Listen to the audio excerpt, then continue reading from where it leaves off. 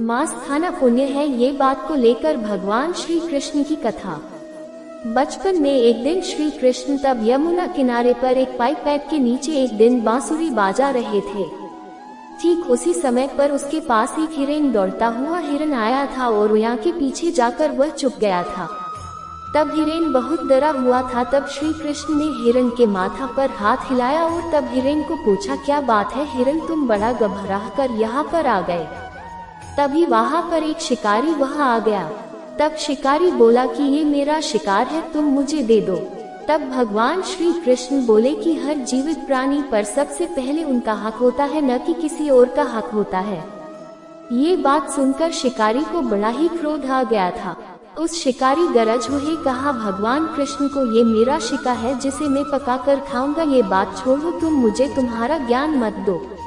इस प्रकार ये बात भगवान श्री कृष्ण दोबारा बोले कि किसी भी प्राणी को मारना या जीव को मारना ये बड़ा ही पाप है। क्या तुम पाप के भागी बनाना चाहते हो? मांसाहार ये पापा है या पुण्य, ये बात तुम नहीं जानते हो। तब वह शिकारी बोला कि मैं आपकी तरह बहुत ज्ञानी नहीं हूँ कि मैं क्या जानूं कि मांसाहार पापा है या पुण्य, ये बात नहीं जानता हूँ। मैं तो बस इतना जानता हूँ कि मैं यदि ये शिकार नहीं कर पाया तो मुझे ये खाना नहीं मिल पाएगा। मैं इस हिरन को इस जीव से मुक्त कर मैं तो पुण्य ही तो कमा रहा हूँ, फिर आप क्यों मुझे इस पुण्य को कमाने से मुझे तुम रोक रहे? जहाँ तक मैंने सुना है कि जीवा हत्या तो शास्त्रों में उसका उल्लेख किया गया है। तब राज भी शिकार करते थे, तब ये पाप नहीं कहलाता था और इस पाप का मैं ही क्यों अब भोगी बनूं, बताओ तुम। तब शिकारी श्री कृष्ण को पूछा, अब आप ही बताइए कि मांसाहार पाप है या पुण्य, इसके बारे में बताइए। तब शिकारी की बात सुनकर भगवान श्री कृष्ण को लगा कि ये शिकारी मांसाहार खाकर आपने बुरी नष्ट कर बैठा है। इसके अंदर सोचने और विचार करने वाले भी विचार उसके अंदर नहीं, बल्कि ये बात को पूरा ही समझता ही नहीं है, इसलिए इस शिकारी को ये बात बहुत अच्छी तरह से समझ आए।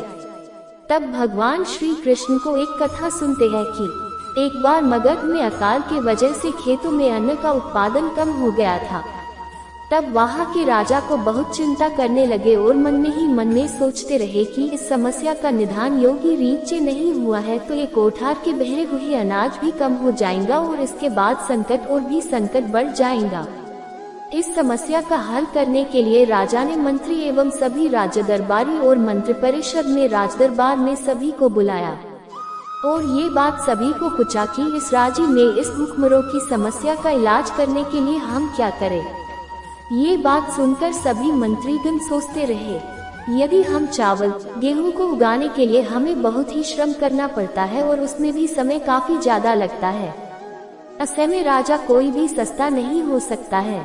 तभी शिकरा करने वाले एक मंत्री ने खड़े हुए कहा कि करने वाले महाराज ने कहा कि सबसे आसान तरीका मांसाहारी है, ये धन की खर्चा नहीं करता है होगा और आपको समय भी बर्बाद नहीं होगा। इस बात को लेकर सबका समर्थन मिलता है। तब राजा वह पर शांत होकर सबकी ओर देखता है और उसके बाद मंत्रिपद ने कहा कि मैं ये बात नहीं मानता है कि मांस ये सबसे सस्ता पदार्थ है, ये नहीं मानता हूँ। फिर अभी मैं इस विषय पर मैं आपको कल ये बात देता हूँ।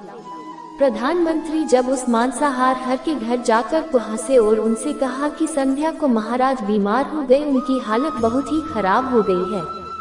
तब वैद्य ने कहा कि तब कुछ शक्तिशाली प्राणी का मांस यदि मिल जाए तो वह जल्दी ही ठीक हो जाते हैं। तब उसने कहा कि आप मेरे पास आप सब कुछ मान सकते हो। तब शिकारी ने कहा कि मैं तुम्हारा हृदय निकालकर मैं राजा को दे देता हूँ। तब वह उदास हो गया। तब वह राजा को उस मांस खिलाया और तभी राजा ठीक हो गए। इस कारण वह सब खुश हो गया, जिस कारण वह शिकारी को अंदर ही बड़ा प्रभाव लगा और कहने लगा मैं आज ही मांस खाना मैं छोड़ दूंगा। तो मित्रों, आप इस कथा को जानने के बाद आप पर निर्भर करता है कि आप कौन सा आहार ग्रहण करना चाहते हैं और कौन सा नहीं। इस बात को लेकर विज्ञान भी प्रमाणित कर चुका है कि हमारे शरीर के लिए हमें मांसाहार की अपेक्षा शाकाहार के भोजन खाना चाहिए। आप वैज्ञानिकों को माने तो शाकाहारी भोजन खाने से हमारे शरीर के अंदर बहुत सारी प्रकार शक्ति और मजबूत बनाता है, हमारा पाचन तंत्र और हमारी बुद्धि को बढ़ाने में काम करता है। तो दोस्तों, मांसाहार भोजन करने वालों को राक्षस की श्रेणी में माना जाता है।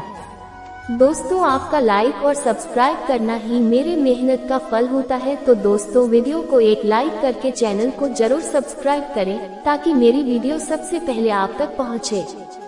राधे राधे।